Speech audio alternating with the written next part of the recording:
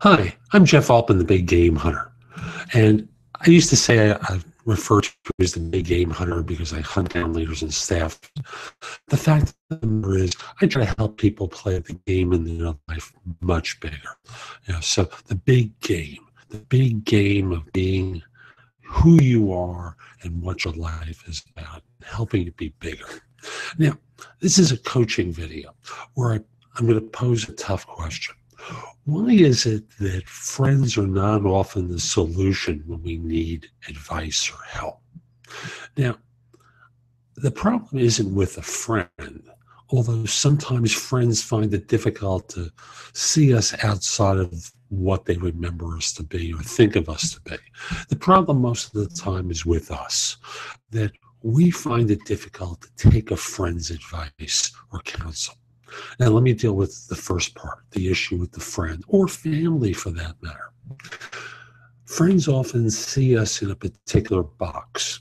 Family often see us in a particular box. The box is formed by their limited view of us. So, for example, there are a group of men I've known for very, very well for more than 20 years, actually about 10 years. But I haven't really seen them for 20.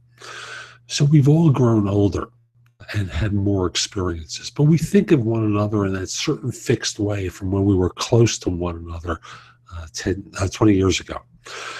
With the result being, if I take advice from them, they don't know all the stuff that's changed about me in that period of time. That's one level. Family. Let's look at family. Family remember us in a certain way too, from that certain dynamic that takes place in family. Do they know all that other stuff about us? Always wise to take friends' advice, a certain way. And at the same time, there's another issue that most of us are afraid of: betrayal. That our friends or family will talk about our experiences, so there's nothing confidential about it. And there's all these lessons about betrayal that take place in our culture. Cain and Abel, is an obvious example of culturally where we're told, be careful with friends. Also want to mention that, for many of us, friendship carries a baggage, and the baggage is we don't really know if the advice is good. And one of the ways that culturally we determine that advice can be good is by paying for it.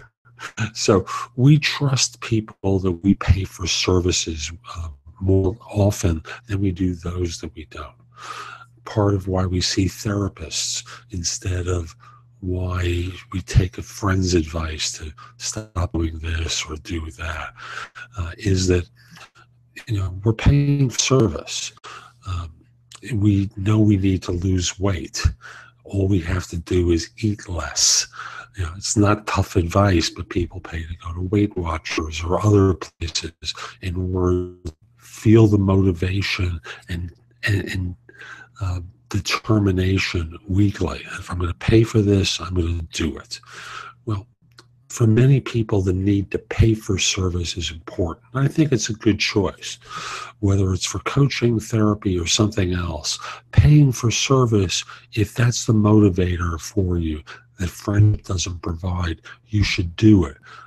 And I know in my coaching work, the people who are paying for service are often getting better results because they're more motivated to act on the discussions that we have.